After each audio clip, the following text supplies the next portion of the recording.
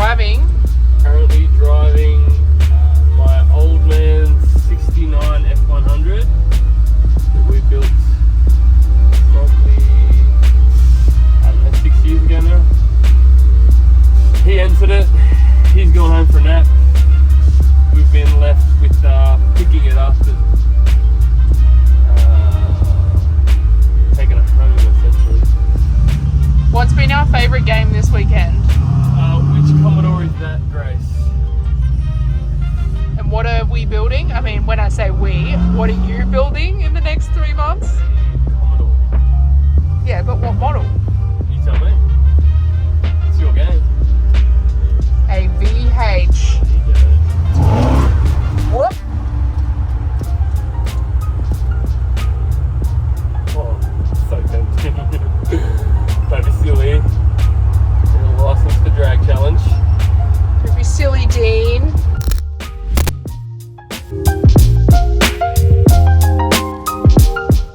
Yeah, it's been about a month since we were here filming last. The week after we filmed the last episode, Grace, my partner, and we shot up to Caloundra. We did Beachfest.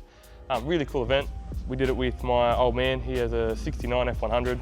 Original plan was to enter this before we did what we did and heard it on the dyno, which I'm not sure I have mentioned yet. The reason we ended up committing to this drag challenge, I suppose, was the 6-cylinder that was in the car.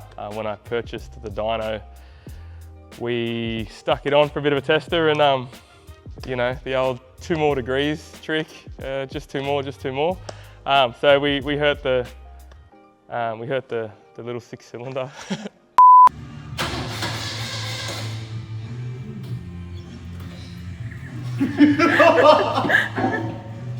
Made 2 more horsepower.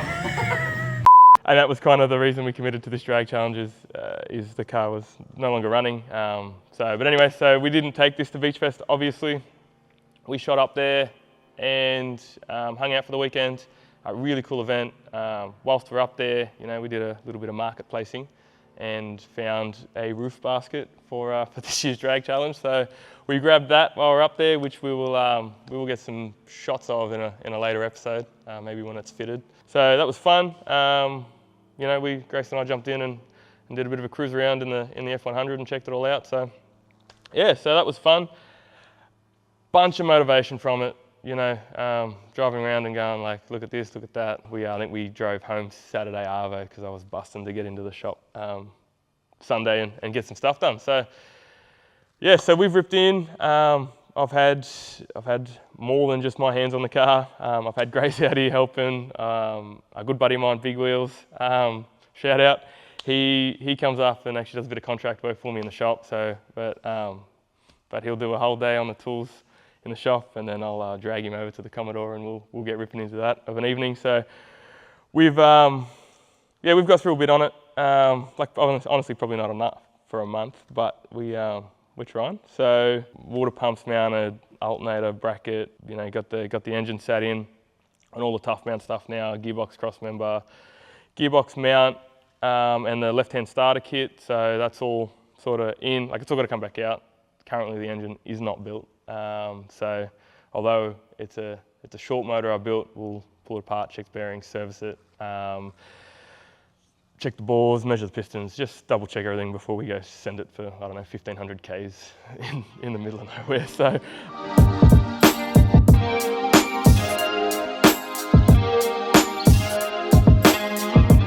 One of the things we've been trying to achieve, which is one of the big, in my opinion, one of the big jobs on the car is, or one of the big jobs on most cars is the header pipes, especially when you're trying to squeeze such a large pipe into a small area.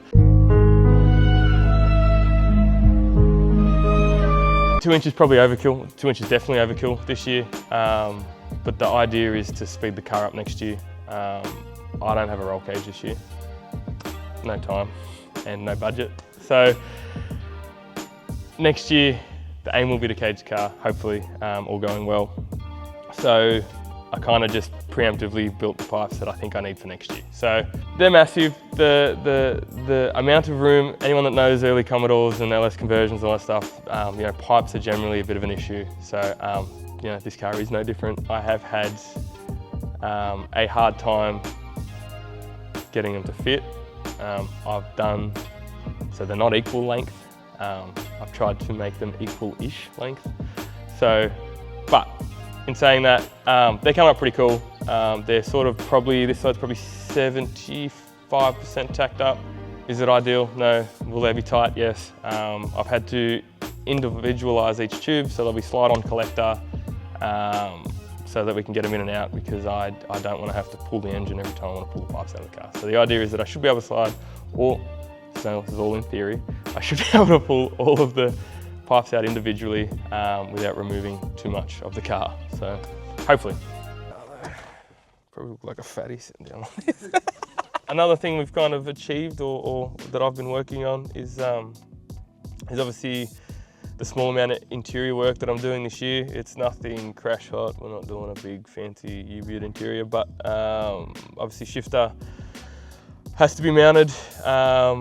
So we've gone with the Airflow attack style shifter. I've made some kind of pro mod looking sort of shifter mount up. Why? Because I can. There's no, I'm kind of approaching this this thing with a bit of a, like, there's no rules. Like there's no, it's a bit of freedom. I'm just doing what I want. So yeah, look, it's different, right? It's I think the idea behind it is my hand's close to it. How practical it is, I'll let you all know.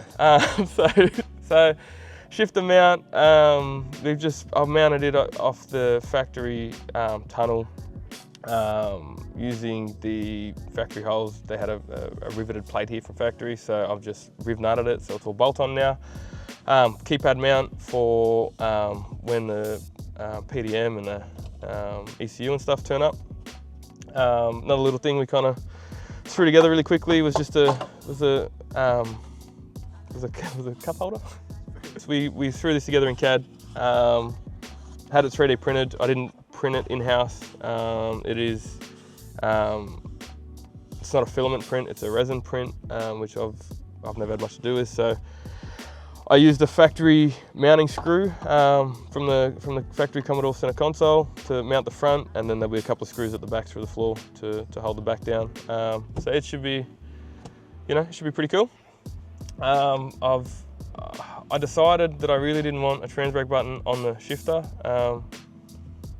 Again, no real reason why, I just didn't. I just didn't want that. So I have designed a trans brake button mount, a billet trans brake button mount to suit a factory steering wheel. So we now have the brake button on the steering wheel, which is, you know, which is kind of cool.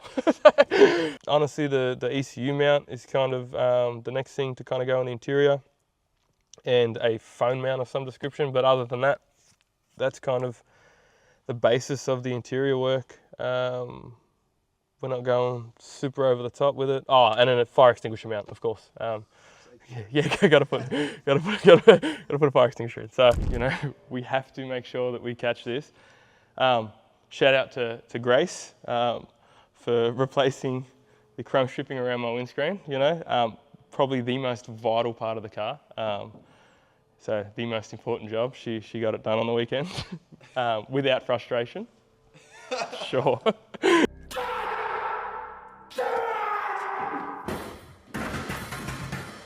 So the catch can is something else that we've been trying to achieve in the last month. CAD drawn in-house, laser cut locally, folded in-house, and then obviously tacked and will be welded in-house. It is my own design. It's not completely unique. There is stuff on the market similar to this. Not that I'm copying anyone, but it's just something that I like the positioning. So I just tweaked a few things to what I wanted and drew it up. You know, with the CAD stuff, there's not just the catch can. You know, we've done a twin fan radiator shroud. I really wanted to run twins. Most of the shrouds you can buy or the shroud you get from Phoenix is a single 16-inch. I'll put twin 12s on it. Again, just a preference thing. So CAD drew, designed, laser cut, will be folded, welded, whatever, to fit the 2 spall fans in it. Haltech mounts, the same deal. It's all flat packed, it's all laser cut, little bit of folding, a little bit of welding, and we'll have a Haltech mount. But if you guys want, I'll show you sort of what it looks like from start to finish on the computer, and yeah.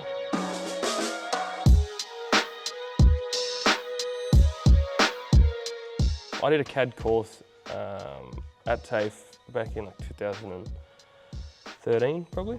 I then probably didn't touch CAD for 7 or 8 years, and then obviously with the industry evolving, you kind of get to a point where you need to. You know what? It's not only that. It helps, in my opinion, it helps smaller if you've got the capabilities of doing it or you have access to it. It's not super hard to learn, but it helps shops, in my opinion, not need as much equipment, which might sound backwards, but for me to go cut out custom catch cans or mounts and make them look pretty with slots and holes and weird shapes and whatever, you're talking about hours. With the addition of CAD, I can draw it, I can get the picture out of my head onto something other than some paper, and I can send it to someone that has the capabilities of cutting it. It comes back as a cleaner product.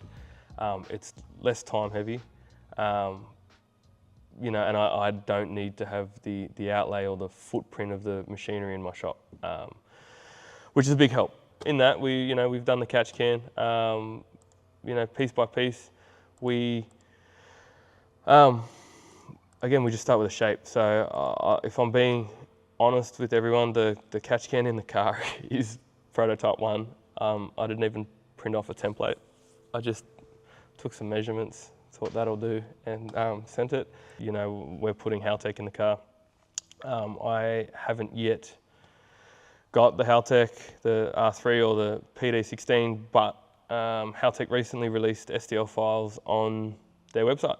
So I downloaded those and drew all the bracketry that I needed based off their STL files, which gets another job out of the way, gets the stuff cut and here in the shop so that when the time comes for them to turn up, or when they do turn up, everything's here to do the job, get them all mounted, and I'm not waiting on cutters and whatever. So, you can picture what you want, but you can't find it online. It's something that I like. That's generally when it's problem solving. It's when you want something, but no one sells it. I go and generally make it to how I want it, which isn't always super different to how someone else did it, but sometimes it's just a little bit different, or it fixes a couple little things that I don't like on a different product. So